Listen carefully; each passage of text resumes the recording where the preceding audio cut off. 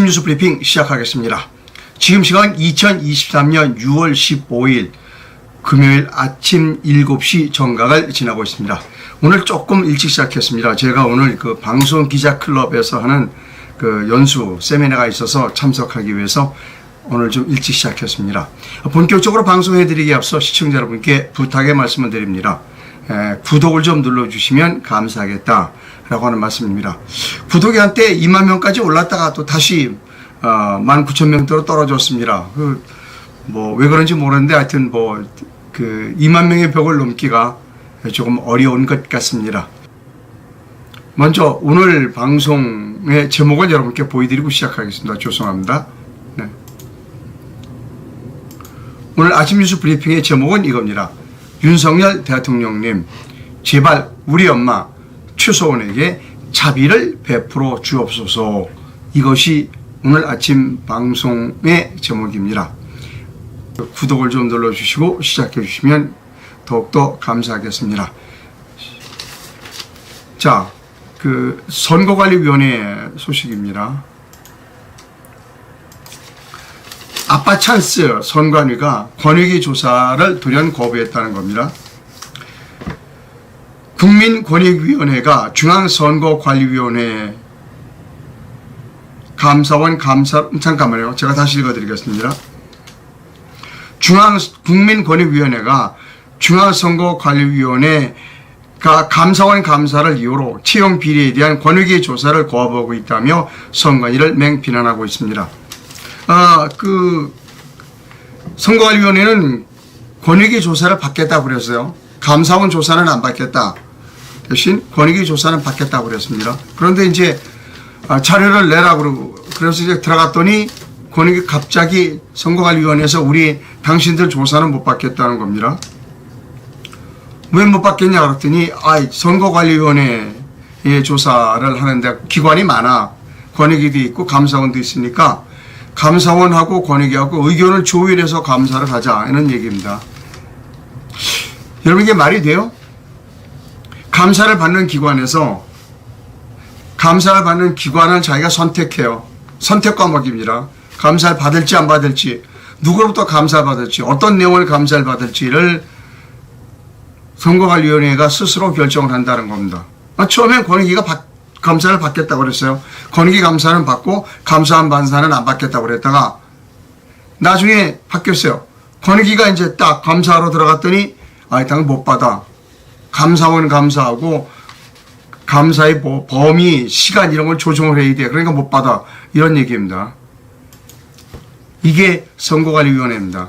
자, 그 다음에 또 하나 보여드립니다.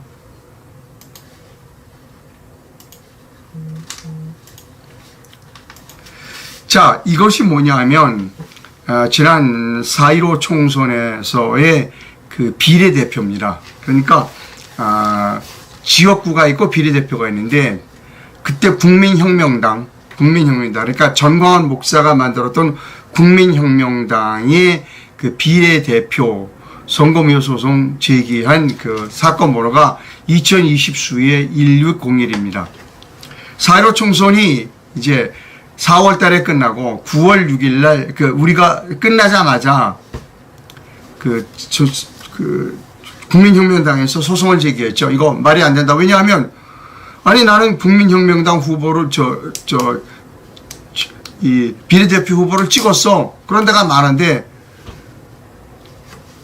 어떤 동네는 하나도 안 나온 거예요. 나는 분명히 내가 살고 있는 동네에 가서 찍었어. 국민혁명당을. 근데 한 장도 안 나온 겁니다. 그런 데가 많아요. 그러니까 국민혁명당에서 이거 안 되겠다 싶어서 선거관리위원회를 상대로 선거무효 소송을 제기한 거죠. 자, 그래갖고 2021년 9월 6일 날, 그러니까 선거무효 소송 제기한 지 1년 뒤에, 자, 이제 재판을 하겠다. 모여라. 이게 첫 번입니다. 그 다음에 본격적인 재판은 딱 하나야. 지난 5월 12일 날, 3년이 다 돼가지고, 첫 번이, 이제 재판이 딱 한 번 열렸어요. 한 번. 그래 놓고, 이제 더 이상 재판 안 해. 그래갖고, 오늘, 11시 반에 대법원에서 땅땅땅 두드린다는 겁니다. 여러분 이게 말이 돼요? 그 당시에 4.15 총선이 끝나자마자 국민혁명에 대해서 한 전국의 10여 군데에 투표함을 보존 신청을 해서 투표함이 지금 있어요. 보존도 있어요. 증거가 보존이 돼 있어요. 그러면 그걸 까봐야 될 거 아니에요. 이게 진짜 제대로 된 건지 가짜인지를 까봐야 될 거 아니에요. 근데 까보지 않겠다는 겁니다. 까보지 않고 딱 지난 5월 12일 날 자 재판합시다. 그래서 갔어요. 그랬더니 대법원에서 뭐라 그러느냐, 이거 안 까고요, 다음 달에 선고 공판할게요. 그래서 안 까고 오늘입니다. 오늘 11시 30분에 대법원에서 딱 선고를 내린다. 규정해줬어요. 기각입니다. 근데 여러분, 증거를 까보지 않고 그것이 어떻게 부정인지 아닌지 알 수 있죠? 열어봐야 될 거 아니에요.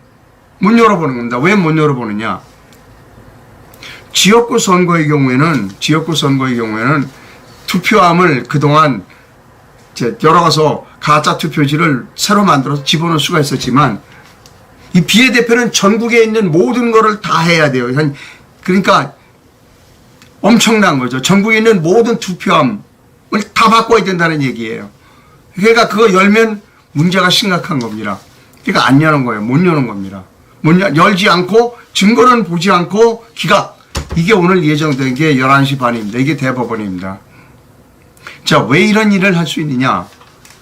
딱 하나입니다. 그동안 1년 동안 이 선거관리위원회와 대법원은 윤석열 대통령의 눈치를 살폈습니다. 저 사람이 부정선거를 수사할 의지가 있는 사람인가 없는 사람인가를 딱 살폈는데, 딱 보니까 저 사람 부정선거를 수사할 의지가 전혀 없는 사람이야 라고 생각하니까 선거관리위원회와 대법원이 이렇게 나오는 겁니다. 선거관리위원회에서는 감사 못 받아. 감사 기관도 내가 정하고 감사 종목도 내가 정할 거야. 왜? 대통령이 내 편인데, 대통령이 내 편이니까 난 마음대로 할 거야. 그 다음에 대법원 판사 마찬가지입니다. 대통령이 내 편인데 증거 안 봐도 돼. 왜? 증거 안 보고 땅땅땅 해도 아무 문제가 안 생겨. 왜? 대통령이 내 편이니까. 이게 바로 윤석열 대통령 때문에 벌어지는 일입니다. 여러분, 증거가 10여 군데 보존이 돼 있어요. 투표함이 보존이 돼 있어요. 그럼 열어봐야 될 거 아니에요. 그거 열어보면 나라가 뒤집힙니다. 왜? 투표함을 바꿔놓지 못했으니까. 이 비례대표는 전국에 있는 걸 다 바꿔야 되는데 불가능하잖아요. 그래서 못하는 겁니다. 그 이유는 윤석열 대통령을 1년 동안 지켜보니까 저 사람은 우리 편이야, 즉 부정선거 편이야 라고 생각하니까 이런 따위의 행동을 하는 겁니다. 아마 오늘 11시 반에 대법원에서 땅땅땅 치면 그걸로 끝날 겁니다. 이제 모든 게 다 끝난다 라고 아시면 됩니다. 자, 다음 뉴스 갑니다.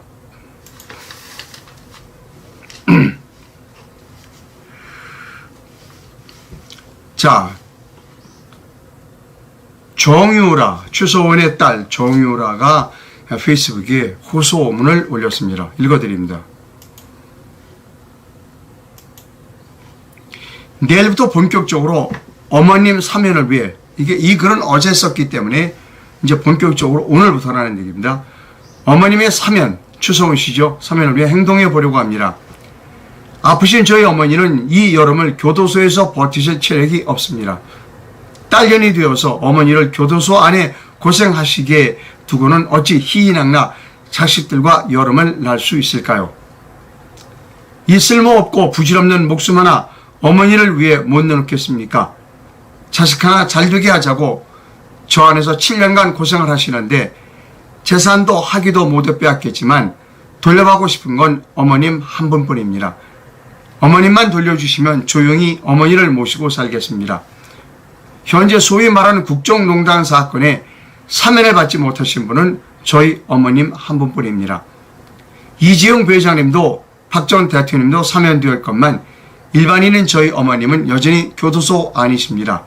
여기서 제가 잠깐 말씀드리면 우병호 수석도, 우병호 민정수석도 사면을 받았습니다.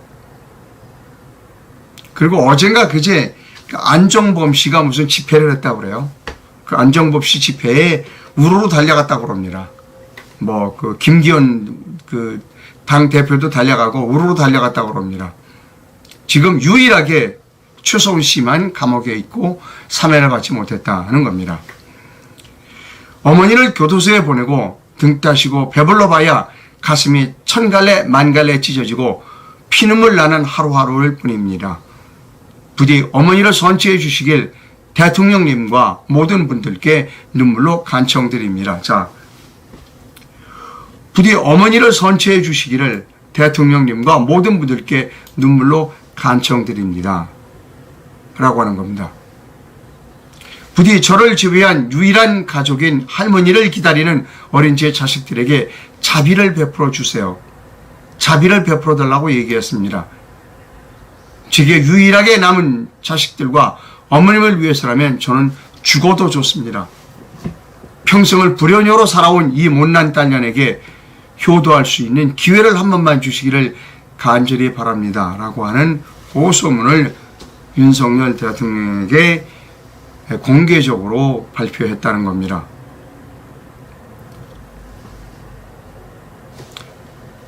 자, 제가 윤석열 대통령에게 물어보겠습니다. 추성훈이가 무슨 죄죠? 그리고 태블릿 PC가 조작됐다는 것은 다 이미 밝혀진 사실 아니에요. 그거 가지고 지금 송영길이는 협박하고 있잖아요. 나 건드리지 마. 나 건드리면 태블릿 PC 가짜라는 거 깔 거야. 당신하고 그리고 한동훈 두 사람이 조작한 거 내가 다 알고 있어. 이미 태블릿 PC가 조작됐다는 건 다 알고 있어요. 추성훈이가 죄가 없다는 거 대한민국 사람 모두 알고 있어요. 그리고 소위 말도 안 되는 국정농단 사건과 관련하여 사면되지 않은 사람은 아무도 없어요. 우병우 수석까지 모두 되어 있어요. 지금 제가 알기로는 우병우 수석 보고 다음 총선에 출마하라는 권유들이 많은 것 같아요.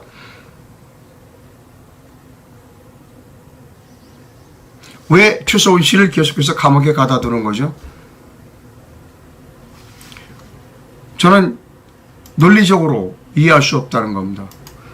왜 손을 버쩍 들었나요? 추성훈과 같은 가녀린 아녀자를 감옥에 집어넣고 대통령이 당선돼서 기뻐서 손을 들은 건가요? 사리에 맞지 않고 이지에 맞지 않는다는 겁니다. 추성훈을 즉각 석방해야 합니다. 그리고 우리나라의 언론도 조중동 같은 언론들도 추성훈에 외면하면 안 됩니다.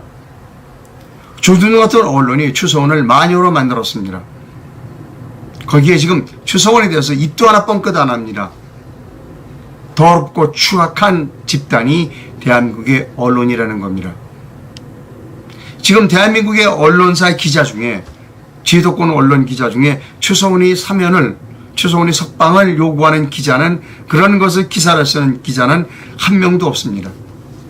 뿐만 아니라 최근에는 그 태극기를 들었던 우파 그 유튜브들도 전부 윤석열 만세로 돌아섰습니다. 추성훈은 잃어버렸습니다. 이게 올바른 언론인의 자세입니까? 대한민국 사람들은 그렇게 잔인합니까?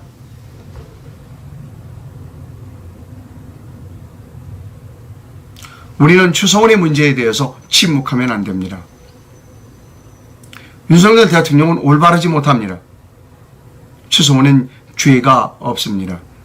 박근혜 대통령을 탄핵시키기 위해서 가짜로 태블릿 PC를 만들었고 그리고 박근혜 대통령을 감옥에 보내기 위해서 추성훈이라고 하는 죄 없는 어린이 아니죠. 죄 없는 아녀자를 희생양으로 만든 겁니다. 언제까지 감옥에 가두어야 하나요? 무엇 때문에 지금 손을 번쩍 들고 있나요? 페이스북에서 아침에 이런 글을 발견했습니다. 소개해드립니다. 현 정권의 인사권자가 된 전 정권의 검찰 관계자는 이쯤에서 최소원 씨를 놓아드려야 하는 것 아닌가. 현 정권의 인사권자가 된 전 정권의 검찰 관계자 누굽니까? 윤석열 대통령을 얘기하는 겁니다. 특별한 죄가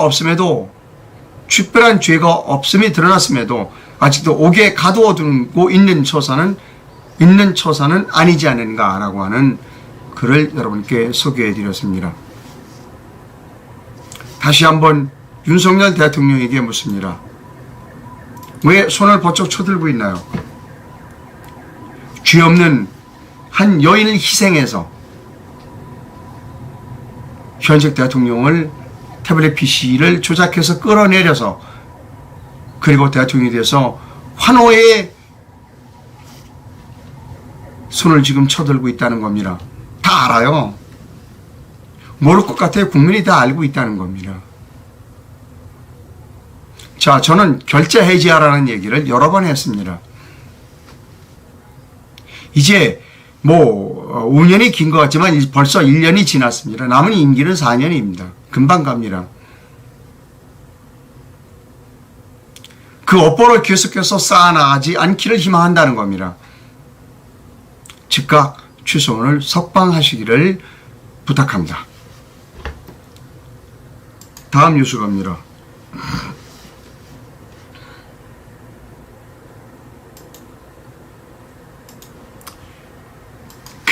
이제 대통령이 되면 모든 일을 해보고 싶은 거예요. 나는 선한 대통령, 훌륭한 대통령, 서민을 위한 대통령이 되고 싶은 겁니다.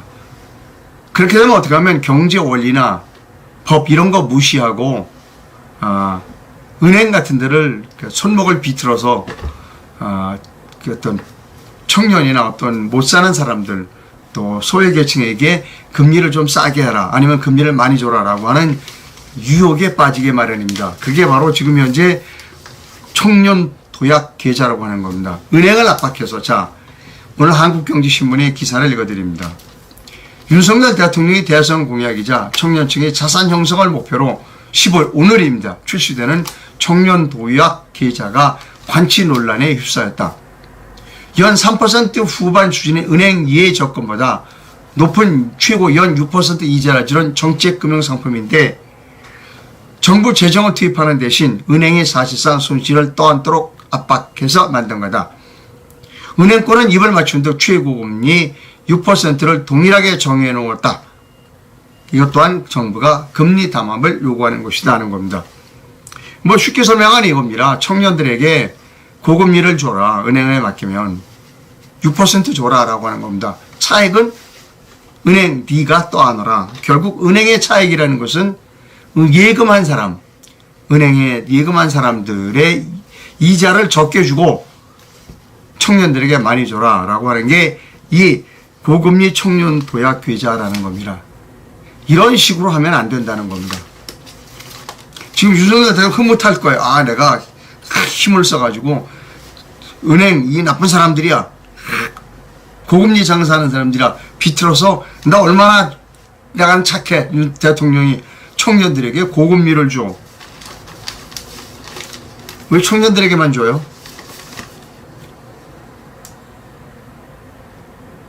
이건 말이 되지 않는 겁니다. 왜 금리 담합했다고 공정거래위원회에서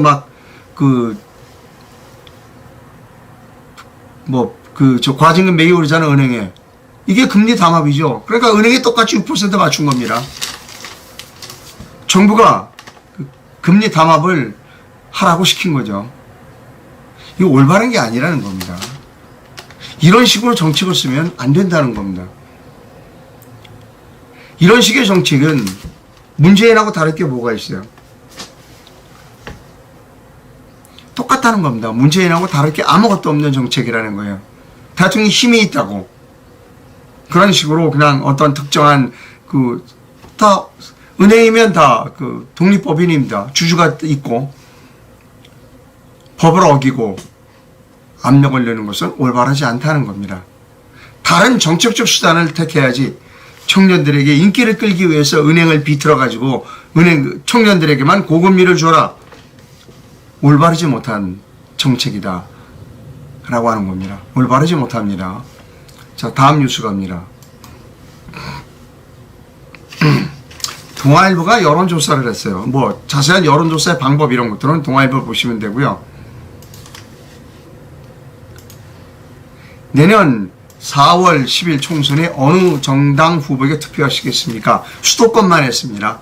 그랬더니 서울, 경기, 인천 수도권에서 모두 국민의힘은 30.8, 30.6, 30.8, 그 30%대, 민주당은 35%대라는 겁니다. 여러분, 이게 이해가 됩니까? 안 되죠. 지금 민주당이라고 하는 그 정당을 보세요. 얼마나 엉터리 같은 정당인가. 근데 그것도 그런 엉터리 같은 정당보다 5%포인트가량 뒤져 있다는 거예요. 그것은 뭐냐면 이 민주당 세력은 이미 굳어져 있는 사람이 있어요. 민주당이 어떻든 뭐 방탄을 하든 대장동을 하든 딱 고정되어 있는 표가 있습니다. 그런데 국민의힘이 그 표를 얻지 못한다는 건 뭐냐면 1년 동안 제대로 된 정권이 교체됐다는 것을 느끼게 피부로 실감하게 정책을 펴지 못했다는 겁니다. 자, 그 다음 뉴스를 보여드리면 이것입니다. 이런 게 있습니다. 현역보다는 새 인물을 뽑겠다는 겁니다. 내년 총선에서 물갈이 여론도 거세질 전망이다.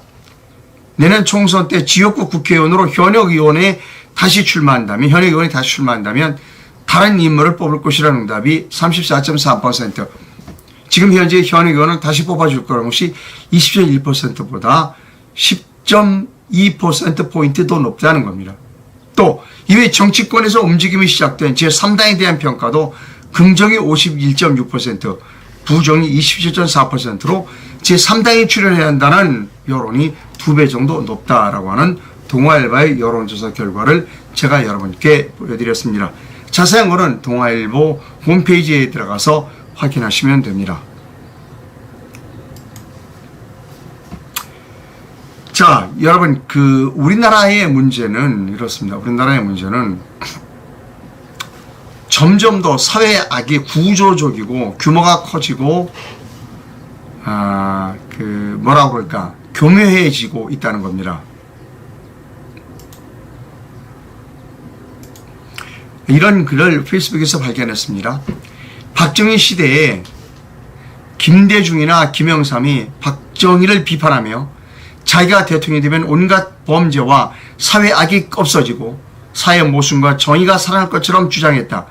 그런데 두 사람이 모두 대통령이 되었지만 오히려 사회 악은 점점 더 심해졌고 경제 성장률은 더 후퇴했다는 겁니다. 이 두 사람 때 사회 악이 근절되느냐? 아니죠. 더 구조화되고 그리고 더 악랄하고 더 뻔뻔해졌다는 겁니다. 그럼 지금은 어떠냐? 지금은 더하죠. 그러니까 점점 더 우리나라 사회의 악은 구조화되어 있고 뻔뻔해져 가고 있다는 겁니다. 여러분, 전 대장동 관련해서 구속된 사람이 있나요? 없죠. 대장동의 주범이 박영수라는 거 아니에요. 그리고 박영수의 부하가 윤석열이라는 거 아닙니까? 뭐 부산 LCT부터 시작해서 바다 이야기 제대로 해결된 거 있나요? 하나도 없어요. 바다 이야기가 상품과 수조 원이 어디로 가는지 아무도 몰라요. LCT는 수사하다가 끝났어요. 대장동 아무도 지금 감옥에 간 사람 없어요. 그리고 앞으로도 감옥에 갈 사람이 없습니다. 이게 우리나라의 문제입니다. 그래서 바꾸지 않으면 안 돼요. 바꿔야 합니다. 그들에게 또 맡길 수 없습니다. 자, 그들에게 또 맡길 수 없다. 그럼 어떡하느냐? 누구 새로운 지도자를 뽑아서 모여라. 힘든 이야기예요. 지금 여기서 내가 지도자 하겠다라고 나오면 아마 다른 사람 별로 없습니다. 그게 아니라 이제 정치를 바꾸려는 용감한 신인이 없다는 겁니다. 그런 신인이 부족하다는 겁니다. 내년 4월 우리 모두 손잡고 국회로 가자라고 하는 캠페인을 제가 하고 있습니다. 지난 대선 이후에 저는 용감한 신인들을 설득하고 발굴하는 작업을 해오고 있습니다. 적어도 내년 4월에 국회에 들어가서 원내 교섭단체를 일으킬 수 있는 20여 명의 용감한 신인들로 구성된 국회의원단을 만드는 겁니다. 여러분, 이 전화번호로 전화를 주시기 바랍니다. 요즘 하루에 한 분꼴로, 한 명꼴로 만나고 있습니다. 제가 그분들을 설득하고 그리고 같이 모두 국회로 가자라는 이야기를 하고 있습니다. 여러분들이 많은 그 격려와 응원과 그리고 우려의 말씀을 전해주고 계십니다. 그러나 이 일이 성공하지 못하면 이런 사람들하고 똑같게 됩니다. 이분들도 야당 지도자 할 때 평생을 깨끗한 정부 만들겠다 라고 얘기했지만 깨끗한 정부는 만들어지지 못했습니다. 오히려 부종은 구조화됐습니다. 지금은 더합니다. 바다 이야기, LCT, 대장동 어느 하나, 라임, 옵티머스 사건 어느 하나 해결된 거 없다는 겁니다. 그래서 우리는 바꿔야 합니다. 바꾸지 못하면 어떤 일이 벌어지느냐? 여러분이나 저는 노예로 살 수밖에 없습니다. 정치에 참여하기를 거부함으로써 받는 벌 중에 하나는 자신 못한 사람의 지배를 받는 것이다 라는 옛 성현의 말씀이 있습니다. 여러분, 우리는 바꿔야 합니다. 용감한 사람이 필요합니다. 용감한 신인이 우리나라에는 부족합니다. 그러면 어떡하냐? 결국은 그 모양 그 꼴로 살아가는 수밖에 없습니다. 노예로 살아가는 수밖에 없다는 겁니다. 여러분, 이 전화번호로 전화 주십시오. 저와 함께 모두 손잡고 내년 4월 국회에 들어갑시다. 그리고 적어도 20여 명의 의원인 단을 구성해서 원내교섭단체는 되어야 한다는 겁니다. 그렇지 않으면 희망이 없습니다. 그들에게 또다시 맡기다 희망이 없다는 겁니다. 노예로 사는 것밖에는 대한민국 국민이 선택할 수 있는 길이 없다. 왜? 희망이 없으니까. 그러기 않으면 용감한 시민이 필요하다라고 하는 겁니다. 예, 저는 독립 언론인입니다. 제가 올바른 일을 하고 있다고 생각하시면 제게 자그마한 금전적 후원을 부탁드립니다. 해외에서 보내실 분은 페이팔 계좌를, 국내에서 보내실 분은 기업은행 계좌를 이용해 주실 수 있습니다. 그 회원 가입은 영상 하단에서 해 주실 수 있습니다. 추소원이 무슨 죄가 그렇게 많다고 잡아놓고 있는가? 당장 풀어줘라 라고 하는 겁니다. 그러거나 말거나 전 목사는 윤석열을 또 지지하고 있지 않습니까? 또 새로 만든 당으로도 입에서 만들기를 오직 윤석열을 지키기 위해서 한다고 합니다.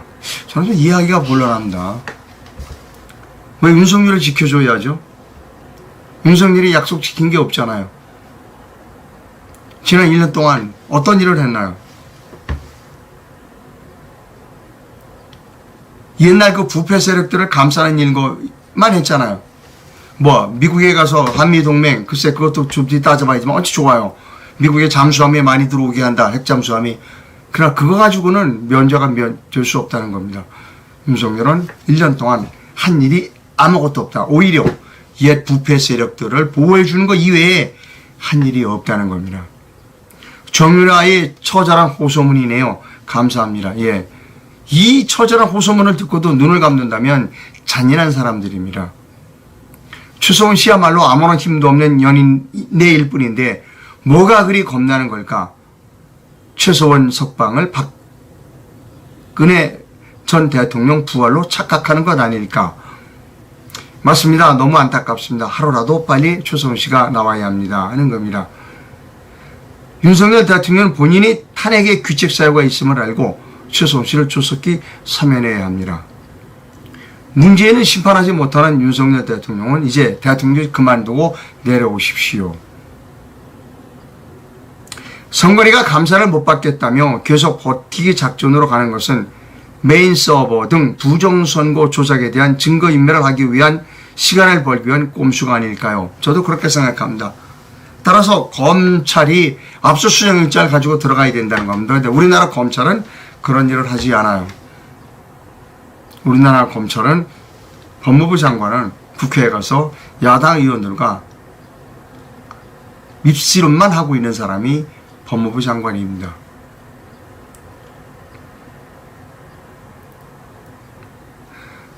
저한테 이렇게 했어요. 이상로 씨, 비례대표 관련하여 대법원에서 오늘 11시 30분에 기각 판결을 하면 끝난다고요?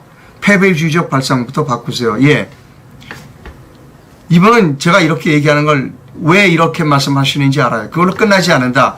계속해서 투쟁하겠다라는 이야기입니다. 아마 이렇게 할 겁니다. 오늘 저기에서 증거 보존도에 있는 투표함 전부 돌려주라라고 하는 것까지 할 거예요. 그렇게 되면 증거 보존도에 있는 함을 전부 선거관리위원회가 가져가서 조작을 하거나 없애버리겠죠.